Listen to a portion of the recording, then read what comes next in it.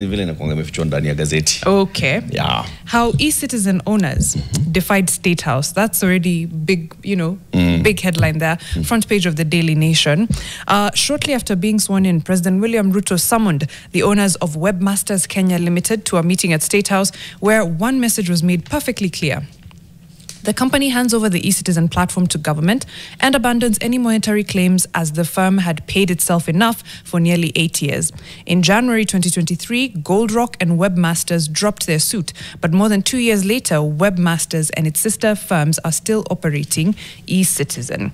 Remember when the Auditor General report came out saying, Haya had to own, eCitizen had to own, Shifsha. People were like, what do you mean? This is what she meant. So that story continues on page 4 of the Daily Nation, and it's having a revelation by the Treasury in a court case shows that the services platform should have been handed over to government by July 2023. We'll interrogate the why. Why hasn't it been handed over?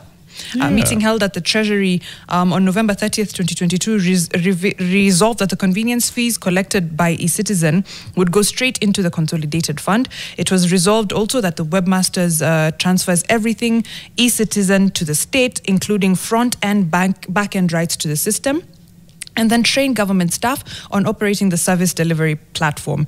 That solution was to apply to Webmaster sister firms Pesaflow and Olive Tree Limited. However, according to a recent audit report, none of these resolutions have been implemented. Alafu kuna picha ya James Ayugi, who is the director at Webmasters hapo. Ni kama anataka kutuambia mbona hawapay gava eCitizen, in short. But what does this exactly mean? Because there's a lot that I don't understand in this story. There's a lot that I don't understand. Because eCitizen has always been a platform where you get to access government services. Okay? So let's say that eCitizen was then developed by these chaps. What was the deal? Was it that they were operating a private entity offering government services, or was it that the government was operating? I mean, right. what did don't the understand. Contract look like? Yes. Was it... Because it's almost, what it looks like right now is they had a platform that the government is somewhat leasing and using for eCitizen, or they had software that the government is leasing or something of the sort, as opposed to they were contracted by government to create a system and then you hand it over.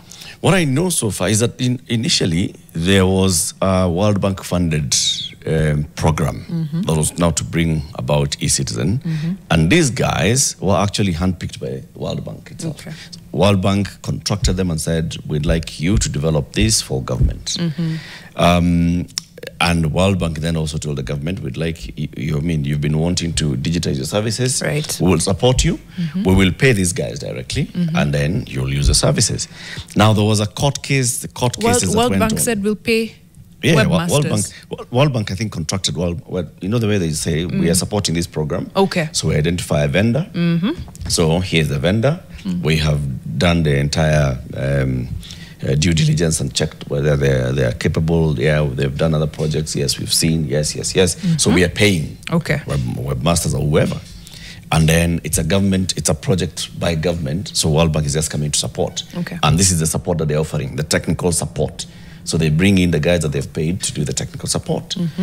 The role of the government in this particular case, the National Treasury, is now where the questions come in. Did this project say that we are developing it for state and therefore it's state-owned? Or did the contract at some point read that, even though it's state-owned, then these guys shall develop and manage and maintain? But who owns? The government owns. So there are court cases. The story begins with a meeting that took place in November 2022 at the National Treasury offices, which was convened by Bernard Ndongo, who was the Director General of Accounting Services. Present was Professor Njogona Ndongo, who was the then Cabinet Secretary for the National Treasury. Professor Ndongo was accompanied by his ICT counterpart, Eliud Owalo. For nearly 6 years preceding this meeting, there had been a Mexican standoff over the ownership and control of eCitizen. The Uhuru Kenyatta administration had been relying on contracts and World Bank documents to claim ownership of this platform, which has become an integral part of government service delivery. So you see, they are looking at what we have, contracts and World Bank documents are showing that it belongs to us. Okay. Webmasters, on its part, held that the product it developed in 2014 had only 10 services. And by being directed to onboard thousands of others, they had turned eCitizen into a different entity for which government had to pay. So they were like, we had been contracted to onboard 10 services. Right. And we had onboarded the 10 services and we've been helping to maintain. So if you want to add more, that's expanding the scope. So if you're expanding the scope, then pay more. So far, it doesn't sound to me like Webmasters is saying it's our platform. No. It's basically sounding like it's saying that it's your platform, yes, but you want us to increase the support. You're expanding the scope. It's like they have a contract. How big was the contract? Because I would assume a contract would stipulate very clearly that we are contracting webmasters to create a platform that has these 10 services: driver's license, NHIF, parking fees, up to 10, right? Yeah. So then it's very clear. And the event we need to add, yes, then there's a further conversation. Right? You would expect a contract would be extremely clear. Especially coming from the National Treasury. By the time Uhuru was retiring from office, a court case on the ownership and control of both eCitizen and the convenience fees derived from it was in court, where Webmasters founder and CEO James Ayugi once hinted at shutting down the system if his company was not paid. The case was filed by Gold Rock Capital, a firm the Webmasters illegally hired to collect funds from service seekers on behalf of government before it was kicked out in 2017. The suit snowballed into a storm for government as Webmasters also sought payments as the case was proceeding.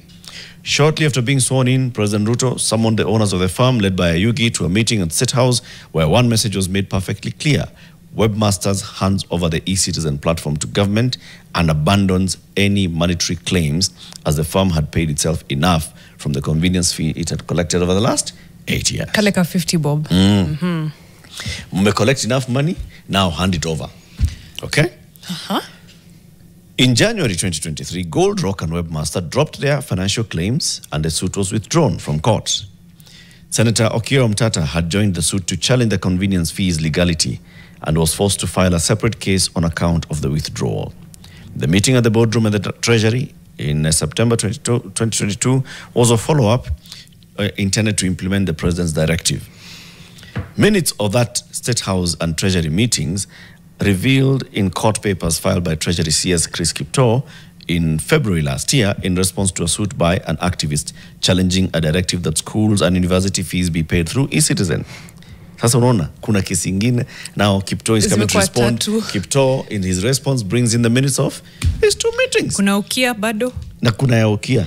This other one is by Dr. Maraga Gikenye, the one from Nakuru. Yeah. Who had challenged this Our thing favorite, what is it when you like to go to court? There's a word. He's a doctor who, a litigant. Litigant, yeah. Yes. Our favorite litigant doctor. So the fact that there's this many court cases ongoing over eCitizen, which is just one platform, the fact that there is even a person in a position to say, msiponilipa lazima hii kitu. Again, we go back to the question of, was taxpayers' money used efficiently? Was the contract clear, or was it set up again to shaft taxpayers?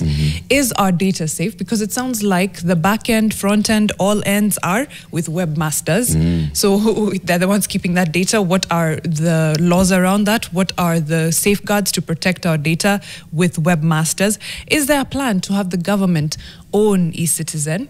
Should that happen, is there capability within government to run eCitizen? Tulisha hakiwa mara moja, let's remember. Yeah. And now we have how many? 19,000 services. Yeah. Is it from 10 to 19,000? I don't think the claim is fictitious. When you say if you've expanded the scope 10 from and you 10 still want me to do it to 19,000, then lipa. The question is, why hasn't the government developed its own in-house capacity over this time? All right, or come up with a long-term agreement?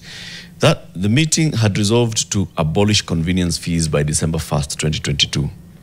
That ka 50 bob was to go. Okay. It was agreed that the vendor supporting the system would be remunerated through contractual arrangements based on service rendered, and the same be procured in accordance with the Public Procurement and Assets Disposal Act. Resolution: that the convenience fees being charged on the eCitizen portal services be abolished with immediate effect from December 1st, 2022. The minutes of that meeting read in part: In line with these resolutions, the Interior Ministry spent millions hosting at least 62 people from different agencies and trainers from webmasters and other private firms at the Pride Inn Beach Resort in Mombasa for an 8-day eCitizen workshop starting April 18th, 2023. Jambo Pay founder and Safaricom workers were among the trainers.